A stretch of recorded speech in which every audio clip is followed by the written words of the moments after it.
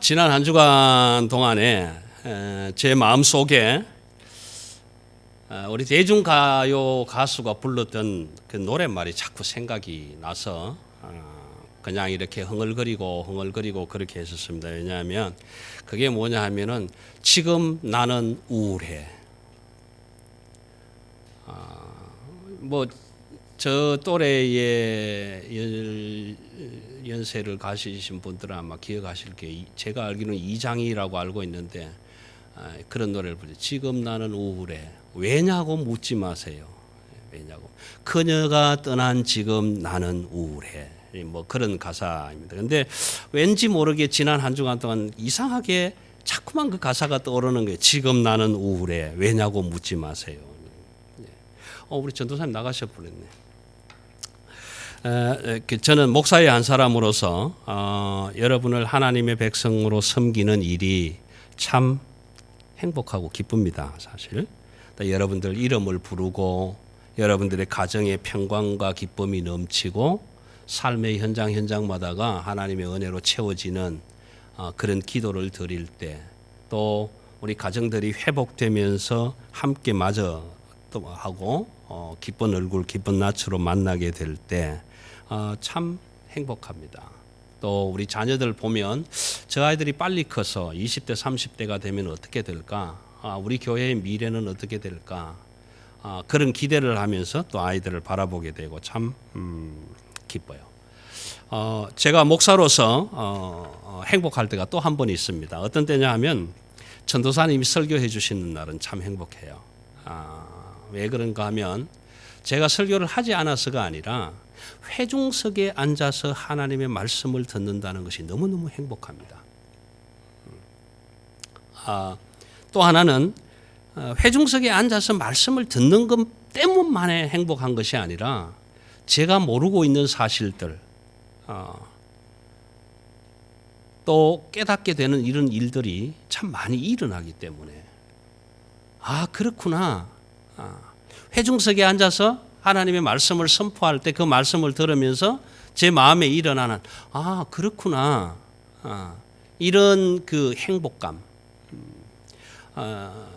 참 행복하죠. 그래서 지금은 한 달에 한 번만 행복한데 전도사님이 한 달에 2번 설교해 주신다면 제 행복은 한 2배쯤 될 수도 있을 겁니다. 그래서 여러분 회중석에 앉아서 하나님의 말씀을 들을 수 있다는 것 굉장히 행복한 일입니다. 그 기억하셔야 됩니다.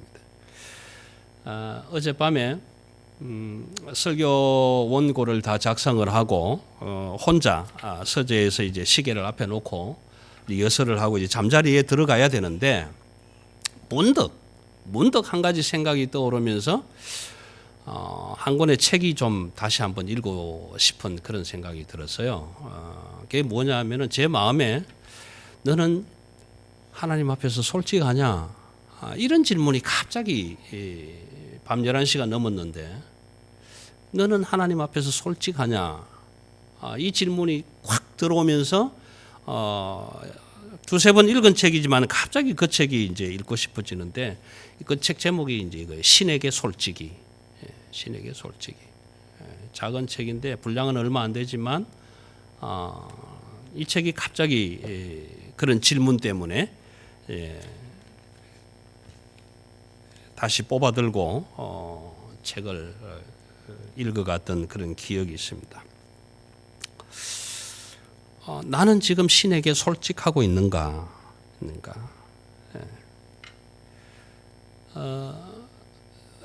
유년주일 학교를 다녀보신 분들은 기억하시겠지만 유년주일 학교 때 가서 선생님 하나님이 어디 계세요? 그러면 하나님이 저 하늘에 계셔. 이렇게 얘기를 합니다. 그러면 아이들은 그런가 보다. 중고등학교쯤 되면 선생님 하나님이 어디 계세요? 그렇게 얘기를 하면 하나님은 온 우주에 가득 차 계셔. 그리고 네 마음에도 있어. 이렇게 얘기를 하죠. 그런데 청년 대학부쯤 돼서 또 결혼을 하고 가정을 꾸려서 목사님 하나님이 어디 계세요? 안 보이는데요. 그러면 사실 얼버무리죠. 글쎄 뭐 이렇게 어떻게 대답해 줄 말이 없습니다. 글쎄. 여러분의 하나님은 어디에 계세요?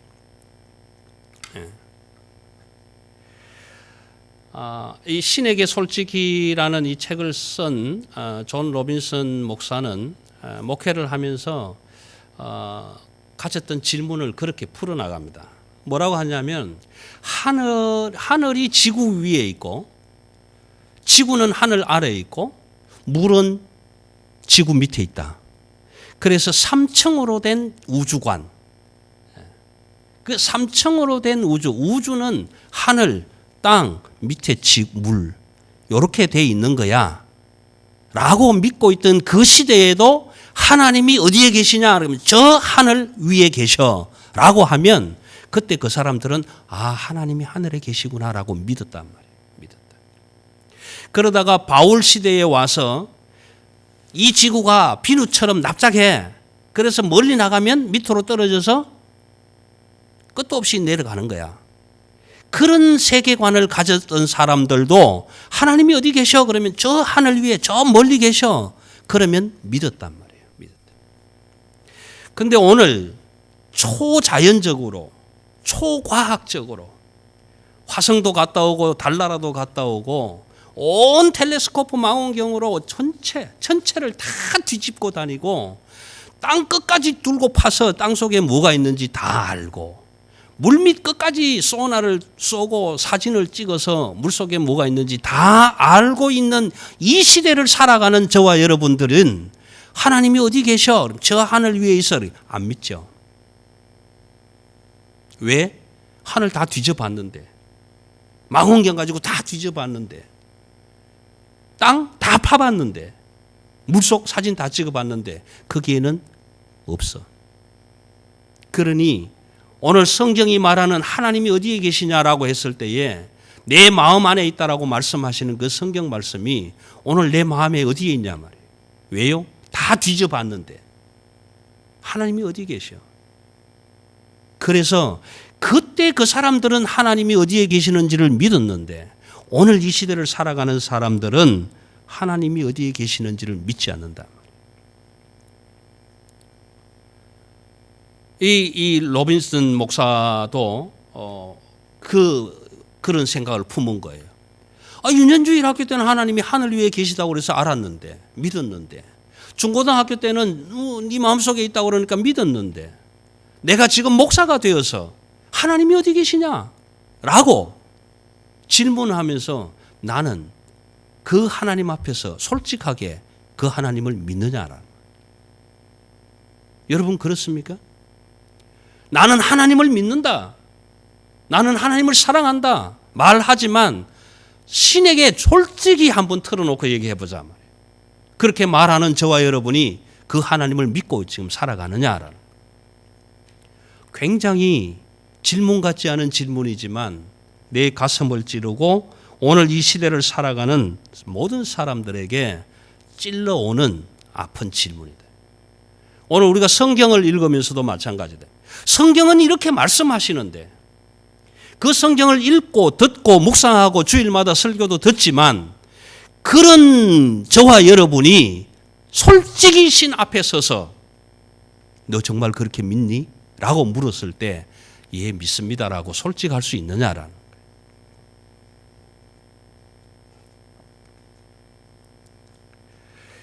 여러분, 저와 여러분이 하나님을 믿는다고 하면서 정말 솔직하게 신 앞에 서서 하나님이 너 나 믿니? 라고 물었을 때 정말 믿는지 안 믿는지 솔직히 대답을 못할진데 하물며 목사도 그럴진데 오늘 우리 아들들은 그 후손들은 우리의 자녀들은 언제 그 하나님을 믿겠냐 말이에요. 언제? 얼마나 오래 기다려야 될지 얼마나 참아야 될지. 그런데 오늘 야고보서 기자는 우리에게 이렇게 이야기합니다. 그러므로 형제들아 오래 참으라 기다리라 주의 강림하시기까지 기다리라. 그래 놓고 그 다음 절에 가면 심판주가 문 앞에 서 있느니라. 여러분 오늘 성경이 심판주가 문 앞에 서 있다라고 말씀하셨을 때에 그 말씀을 그대로 우리가 정말 믿는다면 우리는 전부 심장마비를 일으키고 다 죽을 사람들이에요.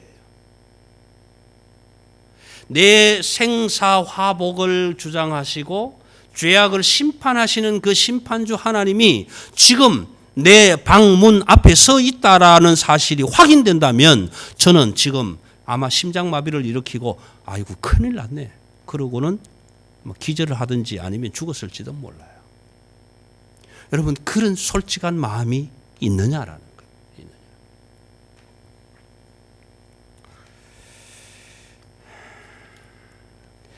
거예요.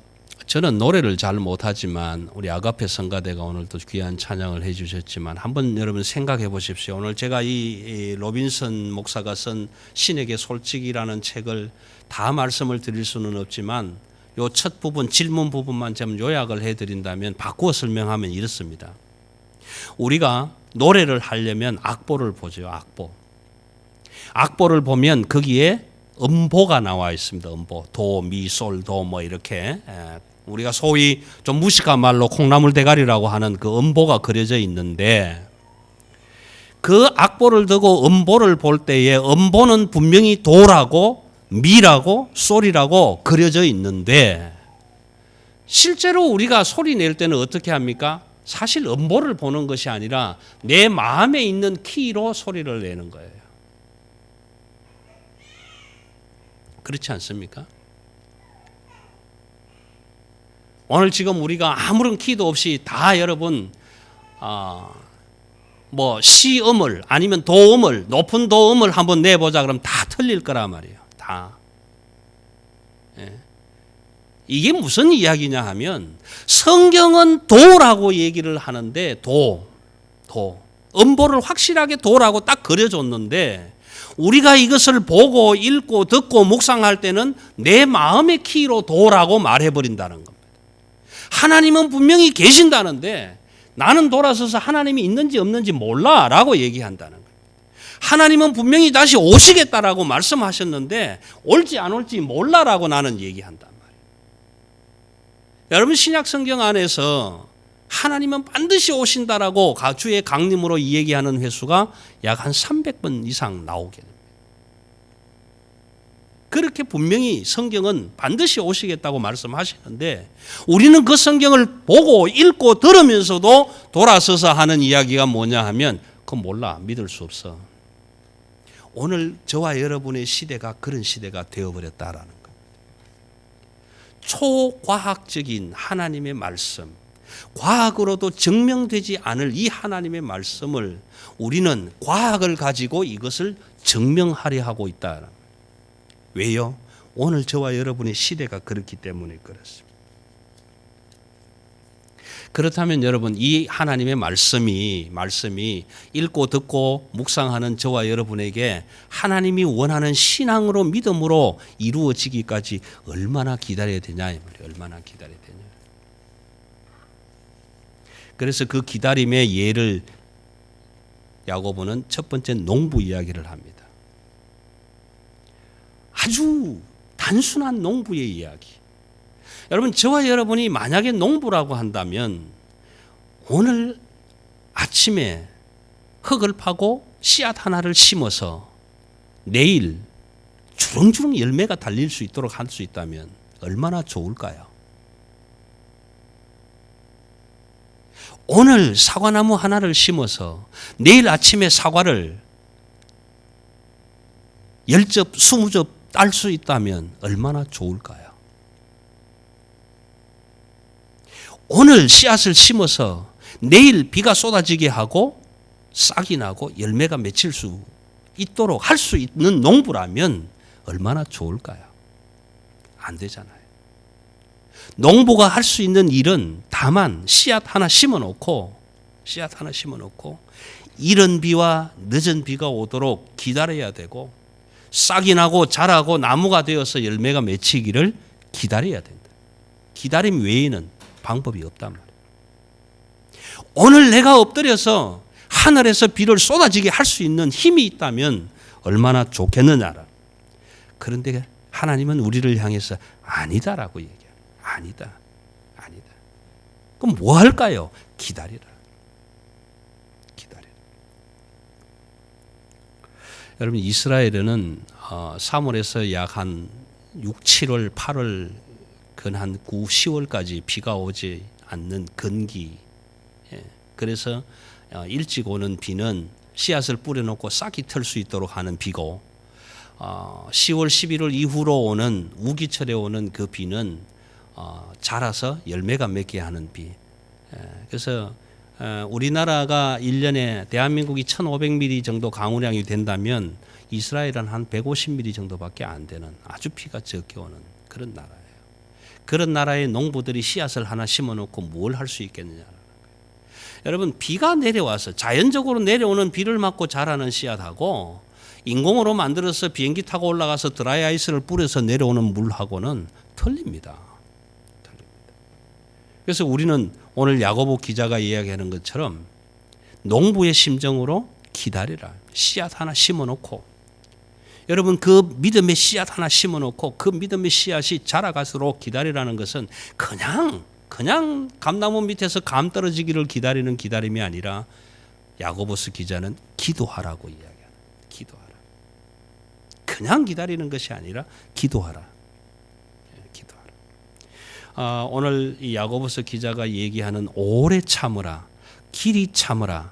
이것은 그냥 마냥 기다리는 것이 아니라 뭔가 내가 할 수 있는 최선을 다하면서 농부는 적어도 씨앗 하나 심어놓고 매일 아침 저녁으로 그 씨앗 심어놓은 곳을 가서 오늘은 하늘을 바라보며 비가 올려나 내일은 하늘을 바라보면서 비가 올려나 매일 나가서 복 돋아주고 덮어주고 잘 자랄 수 있는 환경과 여건을 만들어 주려고 최선을 다하는 거죠.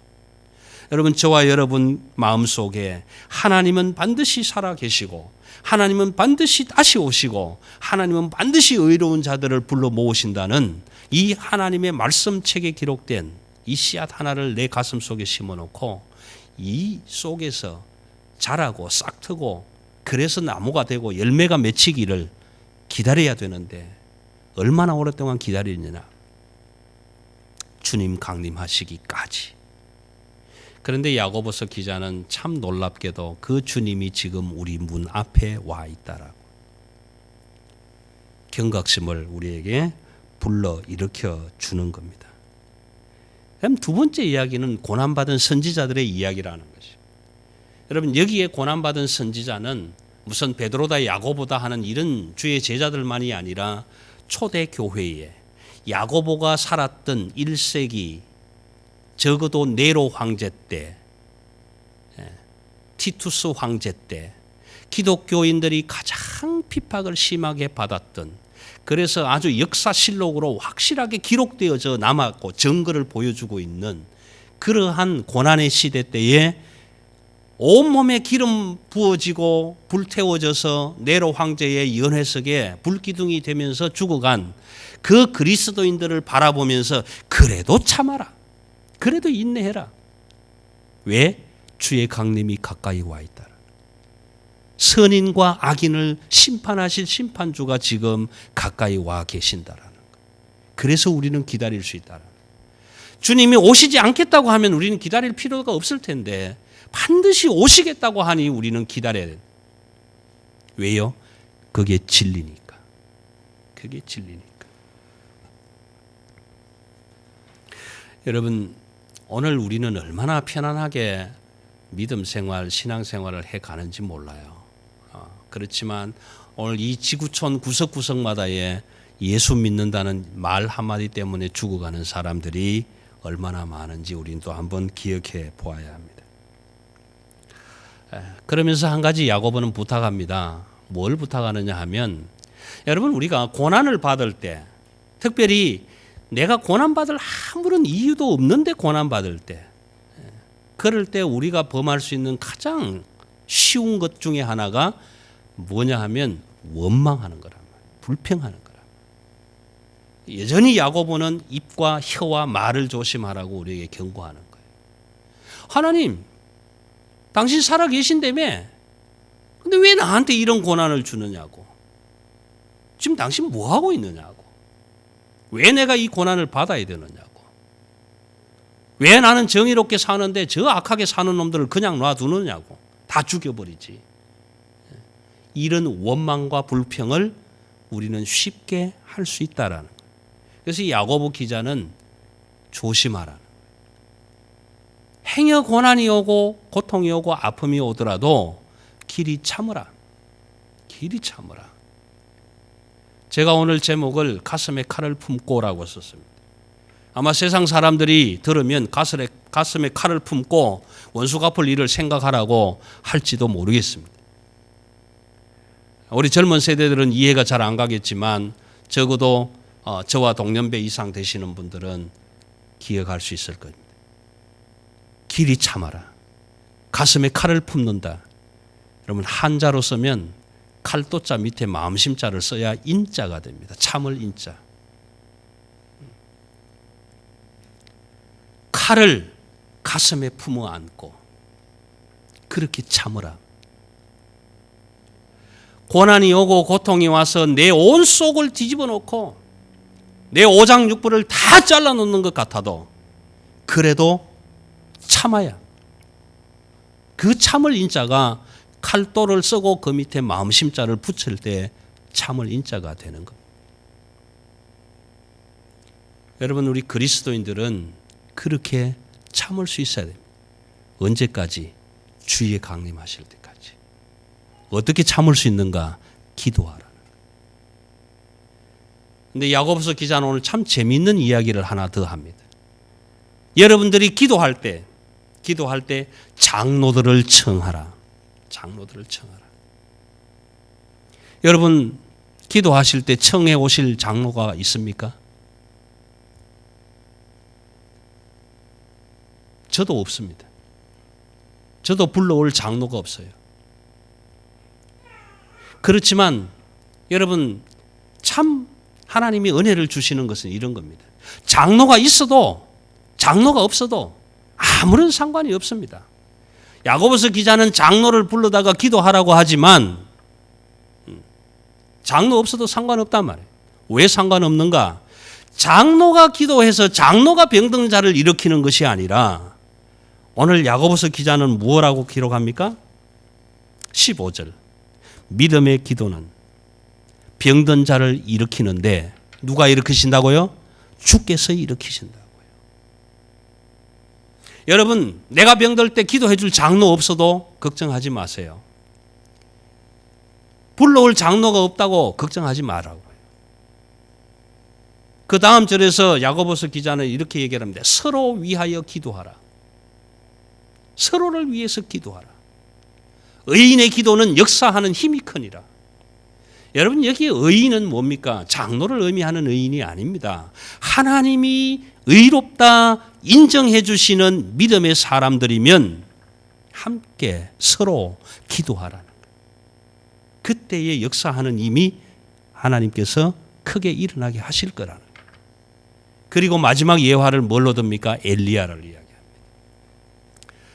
열왕기상 18장 엘리야의 이야기가 소개됩니다. 850명의 이방 선지자들하고 싸워서 이겼지만 이세벨과 아합이 죽이겠다고 하는 그 말소리를 듣고 어디까지 도망가 버렸던 그 엘리야. 우리하고 성정이 똑같은 엘리야. 그래서 그 고난을 받을 때 엘리야는 이렇게 원망합니다. 하나님 나를 차라리 죽여주세요. 이만하면 됐습니다. 그렇게 원망할 때 하나님은 엘리야를 향해서 네가 왜 여기에 있느냐? 왜 네가 여기에서 나를 보고 원망하고 있느냐? 일어나라. 그리고 다시 이세벨에게로 아합에게로 향해서 가는데 그때에 비가 오지 않도록 기도한 것이 3년 6개월 동안 비가 오지 않았다. 똑같은 지금 여러분이나 저나 엘리야나 똑같은 성정을 가지고 있지만 그렇게 믿음으로 간구할 때 하나님은 이루어 주시는 역사를 오늘 엘리야의 예화를 통해서 우리에게 보여주신다. 그렇다면 여러분 믿음으로 한번 기도해 볼 만하지 않습니까? 야고보서 기자가 마지막으로 얘기하는 하나님의 사랑은 이런 것입니다. 첫 번째는 그보다 더 큰 은혜와 사랑은 뭐냐? 너희가 알 것은, 마지막 절, 너희가 알 것은 죄인을 미혹된 길에서 돌아서게 하는 것. 저와 여러분이 하나님의 말씀을 읽고 듣고 묵상했다면, 그리고 그 작은 믿음의 씨앗 하나 가슴 속에 심어놓고 그 믿음의 씨앗이 자라서 열매가 맺고 과실을 내고 하는 그 과정 속에서 할 수 있는 우리의 최선은 미혹된 자리로 빠져갖고 있는 사람들을 진리로 돌아오게 할 수 있다면, 그래서 그 사망의 음침한 구덩이에서 죽을 수밖에 없는 영혼을 불러내서 새로운 생명의 자리로 옮겨올 수 있다면, 그래서 모든 죄를 허물을 다 덮을 수 있는 하나님의 사랑으로 그들을 섬길 수 있다면, 그것보다 더 큰 하나님의 은혜는 없다라는 거예요. 그럼 우리가 어떻게 이 일을 감당할 수 있는가? 무슨 힘으로? 기도하라는 거예요. 어떻게 기도할 것인가? 가슴에 칼을 안고, 내 가슴이 도려져 아픔, 내 창자가 끊어져 나갈 같이 아픈 그 아픔이 올지라도 내 가슴에 칼을 꽂아놓은 고통을 끌어안고 이루어 주실 때까지 기도하라. 이것이 오늘 야고보서 기자가 마지막 5장을 마무리하면서 저와 여러분에게 뿐만 아니라 오늘 이 시대를 살아가는 모든 그리스도인들에게 주시는 하나님의 은혜인 것입니다. 여러분, 이순신 장군의 그 십기한 구절을 기억하십니까? 한산섬 달 밝은 밤에 수루에 홀로 앉아 긴 칼 옆에 차고 깊은 시름하는 자, 어디선가 들려오는 피리 소리가 나의 애를 끊는다. 여기에 애라고 하는 말이 창자라는 말이에요.